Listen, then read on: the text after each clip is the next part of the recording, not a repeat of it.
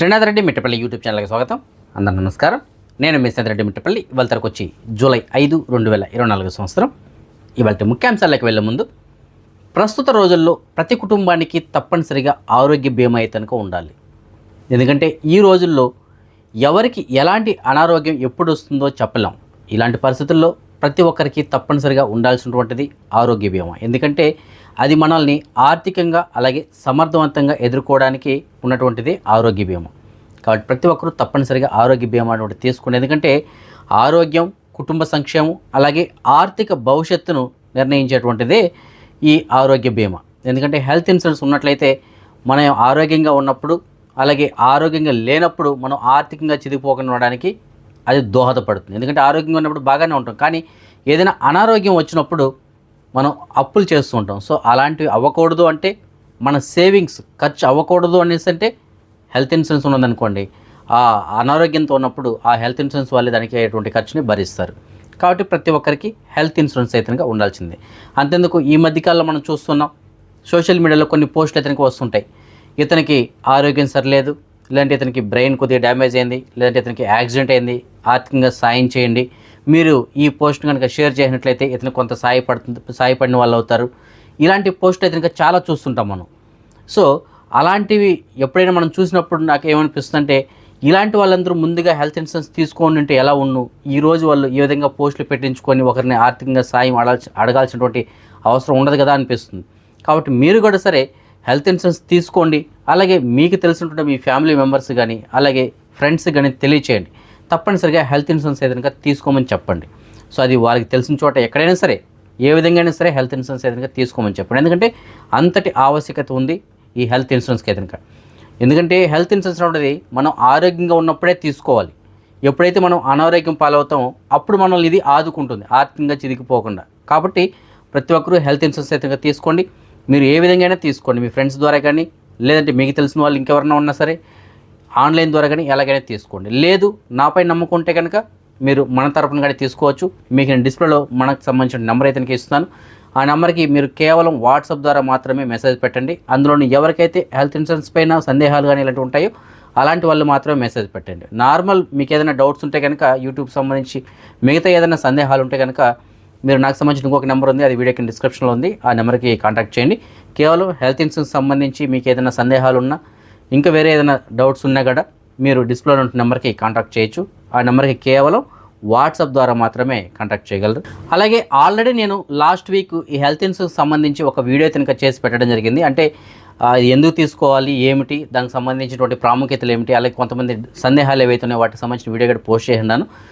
ఇంకా ఎవరైనా చూడకుండా ఉంటే ఆ వీడియోని కూడా ఒకసారి చూసినట్లయితే మీకు మ్యాక్సిమం డౌట్స్ ఏదైనా క్లారిఫై అవుతాయి. ఇంకా డౌట్స్ ఉంటే మీకు డిస్ప్లే నెంబర్కి కాల్ చేయొచ్చు. ఆ వీడియోకి సంబంధించిన లింక్ మళ్ళీ నేను ఇదే వీడియో కింద డిస్క్రిప్షన్లో అయితే కనుక ఇచ్చున్నాను. ఆ లింక్ క్లిక్ చేసి మీరు ఆ వీడియోని చూడొచ్చు. ఇక ఇవాళ ముఖ్యాంశాలకు వచ్చినట్లయితే 2024 ఒలింపిక్స్కి ప్యారిస్ ఆతిథ్యం ఇవ్వనుంది. ఈ నెల 26వ తారీఖు అంటే జూలై 26వ తారీఖు నుంచి ఆగస్టు 11వ తారీఖు వరకు ఈ ఒలింపిక్స్ క్రీడలు ప్యారిస్లో నిర్వహించనున్నారు. ఈ క్రీడల్లో పాల్గొనడానికి కువైట్ నుంచి కూడా సుమారుగా 21 మంది అథ్లెటిక్స్ అయితే కనుక పాల్గొనున్నారు. సో అందులో మొదటి బ్యాచ్లో భాగంగా ఈ నెల 18వ తారీఖున వీళ్ళందరూ బయలుదేరి వెళ్ళనున్నారు. సో వారందరికీ కువైట్ గవర్నమెంట్ అయితే కనుక శుభాకాంక్షలు తెలియజేసింది. అలాగే మన భారతదేశం నుంచి కూడా చాలామంది క్రీడాకారులు ఈ ఒలింపిక్స్లో పాల్గొనడానికి అయితే వెళుతున్నారు.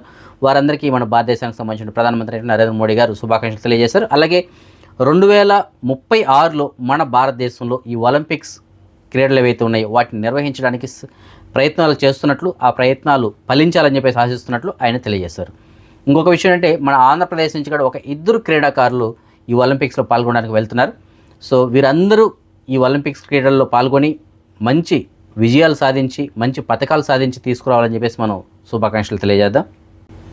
సౌదీ అరేబియా కొంతమందికి సౌదీ అరేబియా పౌరసత్వాన్ని ఇవ్వాలని చెప్పేసి సౌదీ అరేబియాకి సంబంధించినటువంటి ఈ రాయల్ డిక్రీ అయితే కనుక జారీ చేసింది. అంటే అక్కడ రాయల్ డిగ్రీ అంటే మనకి ఇక్కడ అమీర్ డిగ్రీ ఏదైతే అంటామో ఆ విధంగా అక్కడ రాయల్ డిగ్రీ అనమాట.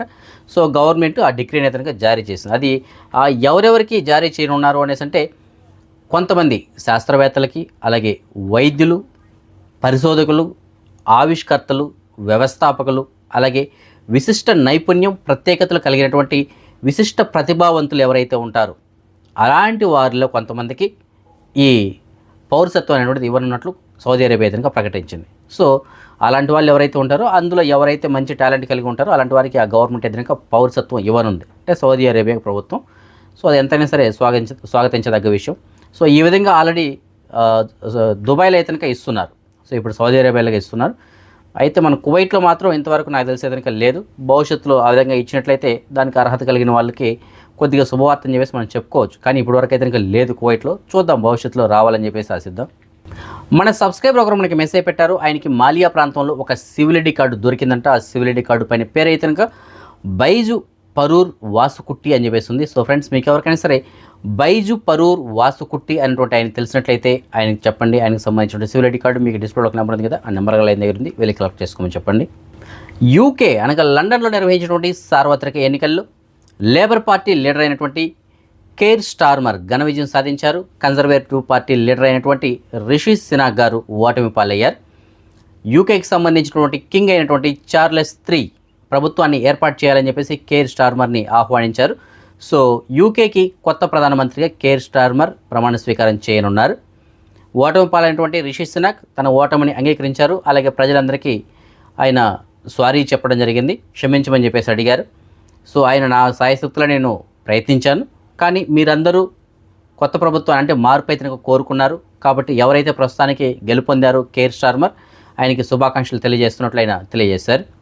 అదే మనం ఈ మనీ ఎక్స్చేంజ్ విషయానికి వచ్చినట్లయితే ప్రస్తుతానికి ఒక కువైట్ dinar మన భారతదేశం రూపీస్లో సుమారుగా $272.25 ఉంది. బంగారం విషయానికి వచ్చినట్లయితే మాలియాలో ఉన్న సుకలు వతేలటువంటి షాప్ నెంబర్ 121లో ఉన్న FK జ్యువెలర్స్ వాళ్ళు మనకు అందించిన సమాచారం మేరకు 22 క్యారెట్ల బంగారం ప్రస్తుతానికి 1 గ్రామ్ ధర $21,522 ఉంది. అదే 24 క్యారెట్ల బంగారం అనగా బిస్కెట్ రూపంలో బంగారం ప్రస్తుతానికి 1 గ్రామ్ ధర $23,496 ఉంది. ఫ్రెండ్స్, మీరు ఎవరైనా కువైట్ నుంచి ఇండియాకి కార్గో ధర వస్తువులు పంపించాలనుకుంటే మీకు నేను డిస్ప్లేలో కువైట్లో ఉన్న మన తెలుగు వారికి సంబంధించిన భారత్ కార్గో సర్వీస్ వాళ్ళకి సంబంధించిన నెంబర్ ఇస్తాను. మంచి సర్వీస్ అయితే అందిస్తున్నారు. సో మీరు ఎవరైనా సరే ఎయిర్ కార్గో లేదంటే సీ కార్గో దేని ద్వారా సరే వస్తువులు పంపించాలనుకుంటే మీకు డిస్ప్లే నెంబర్ కాల్ చేసి పూర్తిగా కనుక్కొని మీ వస్తువులు మీరు కార్గో ద్వారా పంపించుకోవచ్చు. సో ఈ ఫ్రెండ్స్, ప్రస్తుతం అప్డేట్స్ రేపు రాత్రి 9 గంటలకు వచ్చిన వీడియోలో మరిన్ని అప్డేట్స్ కలుసుకుందాం. అందరికీ సెలవు. జై హింద్.